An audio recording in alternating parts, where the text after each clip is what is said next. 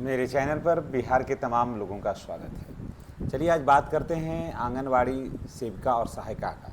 जी हाँ, बहुत बड़े पैमाने पर आंगनवाड़ी सेविका और सहायिकाओं का वैकेंसी आई है।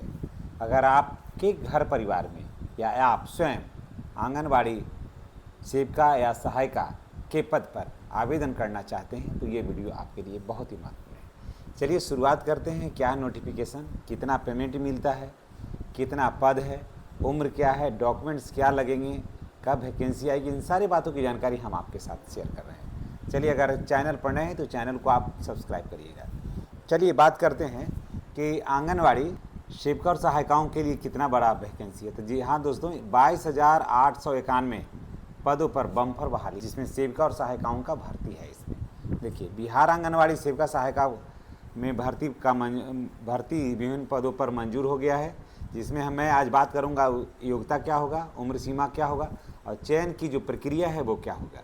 तो चलिए हम शुरुआत करते हैं। कुल पदों की संख्या है 22,891। सेविका का है 6,141 पद और सहायिका का है 16,750 पद। भर्ती की स्वीकृति मंत्रिपरिषद से मिल चुकी है, यानी कि अब मंत्रिपरिषद से जो स्वीकृति है यानी कैबिनेट की मुहर इस पर लग चुकी है। और अब देखिए, समाज कल्याण विभाग एवं ICDS की चयन मार्गदर्शिका में 2026 की मंजूरी मिल गई है। अब इन रिक्त पदों पर बहुत जल्द जो है आवेदन का शुरुआत हो जाएगा और विस्तृत विज्ञापन जो है इसका बहुत जल्द आएगा। अब बात करते हैं इसका योग्यता का कि इसका योग्यता क्या होगा। तो चलिए, समाज कल्याण विभाग की तरफ से ये वैकेंसी है। पिछली भर्ती में अलग अलग जिलों में अलग अलग योग्यता रखी गई थी।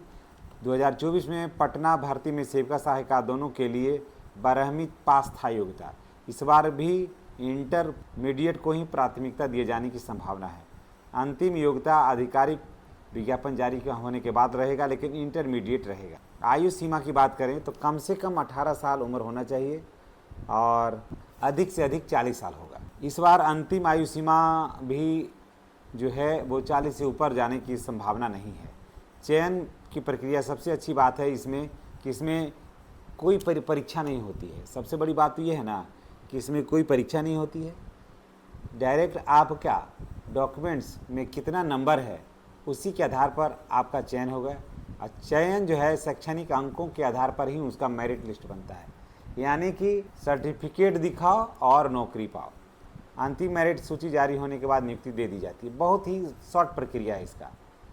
इसमें देखिए, जो ज़रूरी दस्तावेज हैं इसमें वो है आधार कार्ड, निवास प्रमाण पत्र, जाति प्रमाण पत्र, आय प्रमाण पत्र, वोटर ID, शैक्षणिक प्रमाण पत्र और पासपोर्ट साइज का फ़ोटो चाहिए। आवेदन कौन कर सकता है? सबसे बड़ा सवाल ये है कि आवेदन कौन करेगा। तो आवेदक जो है ना, पोषक क्षेत्र की महिला ही करेगी। जो महिला है पोषक क्षेत्र का वही करेगी। विवाहित महिलाओं को प्राथमिकता दी जाएगी। जो महिलाएं विवाहित है यानी कि पुतोह है, ऐसे समझ लीजिए, उन लोगों को प्राथमिकता दी जाएगी। अंतिम पात्रता नई मार्गदर्शक के अनुसार तय होगा। मानदेय पुरानी व्यवस्था में शिक्षा से सहायिकाओं का मानदेय अलग अलग निर्धारित। नई भर्ती में बदलाव संभव है और अभी जहां तक है तो मैं आपको बता दूं, लगभग 9,000 रुपये के आसपास आंगनवाड़ी सेविका को और सहायिका को 45 रुपया अभी यहाँ दिया जाता है। आवेदन अभी केवल भर्ती की मंजूरी मिली है, यानी कि आवेदन के लिए नोटिफिकेशन अभी जारी नहीं हुआ है। आवेदन अभी निकला नहीं है, अभी सिर्फ नोटिफिकेशन आया है। विस्तृत विज्ञापन और तिथि बहुत जल्द घोषित किया जाएगा। यानी कि अब जैसे वित्त विभाग से मंजूरी भी लेना होता है ना, तो वहाँ से जैसे ही मंजूरी होगा हो जाएगा। और अगर आपके घर में कोई भी आंगनवाड़ी सेविका और सहायिका के पद पर नौकरी करना चाहते हैं तो और वो इंटर पास हैं और उनका उम्र 18 साल हो गया है, 18 से लेकर के 40 साल के बीच में, तो निश्चित रूप से आप आवेदन करवाइएगा और 100% सफलता की गारंटी हो जाएगी। क्योंकि आवेदक बहुत है, सभी लोगों को पता भी नहीं है, अखबारों में भी इस तरह के बहुत सारी वैकेंसियाँ नहीं आती है। तो इसलिए आप वीडियो का नोटिफिकेशन आप देखते रहिएगा, निश्चित रूप से आपको लाभ मिलेगा। धन्यवाद। और चैनल पर नए हैं तो चैनल को सब्सक्राइब करिएगा।